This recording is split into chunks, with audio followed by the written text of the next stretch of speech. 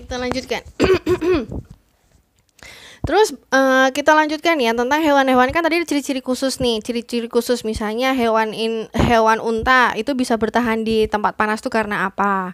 Kemudian hewan yang bisa bertahan hidup di dua tempat, misalnya kodok bisa bertahan hidup di dua tempat, di darat dan di air. Selain hewan kodok tuh ada hewan apa lagi? Nah, bangsa unggas yang bisa hidup di air itu apa? Bebek kan. Itu kenapa? Nah, kemudian kelompok hewan yang biasa melakukan aktivitas di malam hari itu mereka disebutnya kelompok nokturnal. Terus kenapa cicak bisa merayap di dinding? Karena dia memiliki ciri khusus di badannya. Apa itu? Oke, nah selanjutnya adalah kelompok hewan yang bisa bertahan di tempat dingin. Itu siapa aja? Hewan apa aja? Nah, terus sumber daya alam hayati itu artinya adalah sumber daya alam yang berasal dari makhluk hidup. Contohnya apa aja? Kemudian yang selanjutnya, pohon jati, pohon mahoni itu kan memiliki batang yang besar ya. Biasanya pohon-pohon ini bisa dimanfaatkan untuk kegiatan manusia tuh untuk membuat apa?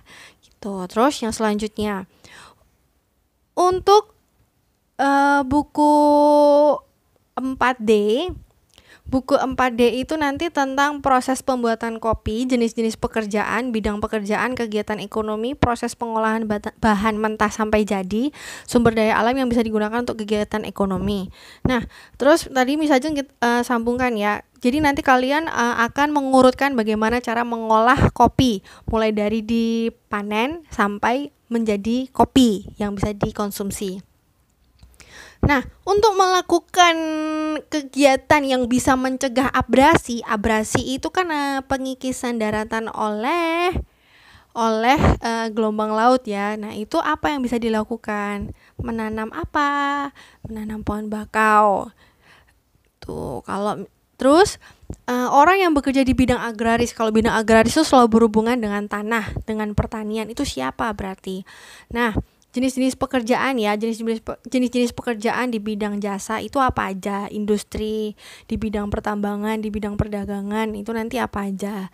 Terus alasan orang bekerja selain untuk meningkatkan pendapatan, memperoleh kehidupan yang lebih baik dan sebagai sumber pemasukan, ada lagi nggak alasan mengapa orang bekerja? Tuh, kemudian siapa yang bekerja di bidang transportasi? Nah, selanjutnya adalah kegiatan ekonomi itu kan ada 3, yaitu kegiatan produksi, distribusi, dan konsumsi. Nah, masing-masing pengertian dari kegiatan ekonomi dan contohnya itu apa? Kemudian yang selanjutnya adalah kalau Miss Ajeng itu seorang guru itu bekerja di bidang jasa. Nah, kalau misalnya ada Pak Aldo, dia adalah seorang petani, berarti dia bekerja di bidang apa? Dan dia bisa menghasilkan apa gitu. Dia kalau petani menghasilkan padi, menghasilkan sayuran itu boleh. Kalau peternak menghasilkan apa? Selanjutnya, proses pembuatan kain menjadi baju. Siapa aja orang yang dilibatkan? Itu kayak kemarin kita bahas di buku di bagian evaluasinya itu ada. Nah, selanjutnya adalah sumber daya alam. Itu kan bisa dimanfaatkan untuk berbagai macam kebutuhan manusia. Salah satunya untuk membuat kerajinan. Kalau kita mau membuat kerajinan gerabah, itu menggunakan bahan apa? Jadi kalau membuat kerajinan gerabah seperti kendi atau vas bunga itu biasanya menggunakan bahan apa? Gitu. Untuk buku 4E membahas tentang tokoh Sumpah Palapa. Kalau tokoh Sumpah Palapa itu Mahapati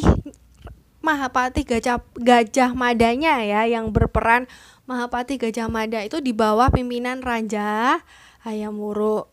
Cuman dia yang memiliki peran lebih pada Sumpah Palapa itu adalah si Mahapati Gajah Mada. Nah, mereka ini berasal dari kerajaan apa? Terus yang selanjutnya adalah kerajaan apakah yang bercorak Buddha? Nanti kalian ingat-ingat lagi kerajaan apa saja yang bercorak Buddha, itu ada di buku 4E ya. Nah, kemudian peninggalan dari kerajaan Majapahit. Itu apa aja yang terkenal? Jadi kayak berupa lahan yang luas, di situ masih ada gapuranya. Dulu itu merupakan tempat bekas kerajaannya, itu disebutnya apa? Kemudian siapakah tokoh proklamasi Indonesia? Itu gampang. Tokoh proklamasi Indonesia adalah Bung Karno dan Bung Hatta. Bapak Soekarno dan Bapak Muhammad Hatta. Kalau waktu di zaman proklamasi, lagu yang dinyanyikan itu adalah Indonesia Raya pada tanggal 17 Agustus tahun 1945. Begitu, jadi Miss Ajeng ucapkan selamat belajar. Nanti kalau misalnya ada yang mau tanya, boleh WhatsApp Miss Ajeng ya. Thank you.